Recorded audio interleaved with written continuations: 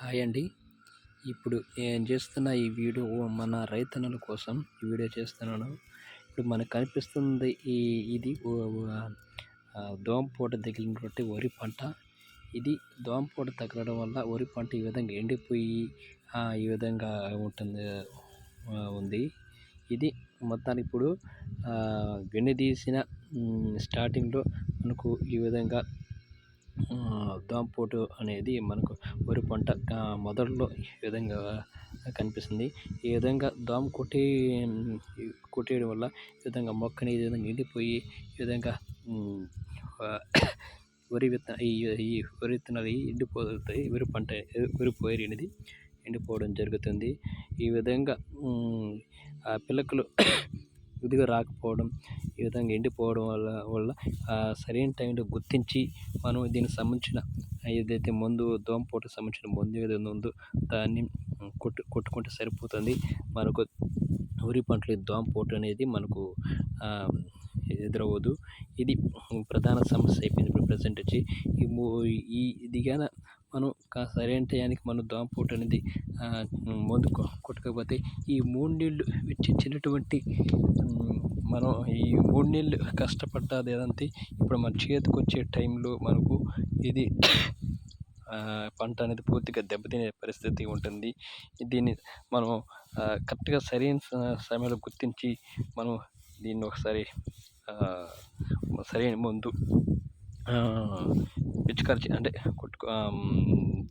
కొట్టుకోవాల్సిందే చెప్తున్నాను. అదే కాకుండా తర్వాత నెక్స్ట్ వచ్చి ఇది మెడ విరిపోయినది కూడా అది కూడా ఇప్పుడు వెన్నుదీసిన టైంలో మనకు అనేది కనిపిస్తుంది. మనం మెడ విరుపు అనేది మనకు ఆల్రెడీ ఇంతకుముందు కొట్టినాము. మెడ విరుపు కొట్టిన తర్వాత కూడా మనకు వెన్ను అనేది ఎండిపోయిన టైం ఎండిపోయిన బారుగా ఉంది. అది కూడా ఇప్పుడు అది వెంటనే గుర్తించి దాన్ని కూడా ఒకసారి మెడ విరుపుకు మందు అనేది కొట్టుకోవాల్సిన పరిస్థితి ఉంది. ఇప్పుడు మనకి ఇది కనిపించే పంట మటుకు బీపీటీలు స్టార్టింగ్ నుంచి మనకు కంపల్సరీగా ఏ టయానికి ఏ తెగులు పడుతుందో కనిపెట్టుకొని ఉండాలి. ఏ తెగులు పడిందో వెంటనే గుర్తించి ఆ తెగులుకి వెంటనే మనం దానికి సంబంధించిన మందు తీసుకొచ్చి కొట్టుకుంటే అది వెంటనే నివారించుకోవచ్చు. ఇది రైతుల కోసం వీడియో చేయాలనే ఉద్దేశంతో ఒక చిన్న వీడియో చేస్తాను. నేను ఈ సంవత్సరం నేను చేసినటువంటి కొట్టినటువంటి మందులు రైతులకు ప్రతి ఒక్కరికి తెలియజేయాలనే ఉద్దేశంతో అన్ని ఫోటోలు తీసి పెట్టాను. కానీ ఒక ప్రణాళిక లేకపోవడం వల్ల ఈసారి చేయలేకపోయాను. నెక్స్ట్ ఈసారి పంటగానే ఒక ప్రణాళిక చేసుకొని రైతులకు ఏం చేసిన బట్టి నేను వాళ్ళకి చెప్పడం, వాళ్ళ ద్వారా నాకు తెలుసుకోవడం అనేది చేసుకోవాలని అనుకుంటున్నాను. నేను ఈ చేసిన వీడియోలు ఏదైనా తప్పులు ఉప్పులు అంటే అంటే నాకు పూర్తిగా అవగాహన లేదు. వ్యవసాయం గురించి నాకు కొద్దిగా అవగాహన ఉంది. అది కొన్ని కామెంట్ రూపంలో కావచ్చు, ఏదైనా సూచనలు ఇస్తే దాని ద్వారా నేను కూడా కొద్దిగా తెలుసుకుంటాను.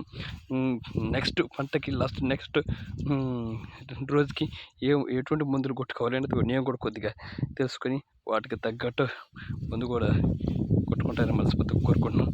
దీంట్లో ఏదైనా తప్పులు ఉప్పులు అంటే మనస్ఫూర్తిగా క్షమించాలని కోరుకుంటున్నాను. ప్రతి రైతన్నలు కోసం ప్రతి ఒక్క రైతులు మంచి పొజిషన్కి రావాలని కోరుకుంటూ, మంచి లాభసాటికి రావాలని మనస్ఫూర్తి కోరుకుంటూ, ప్రతి ఒక్క రైతుకి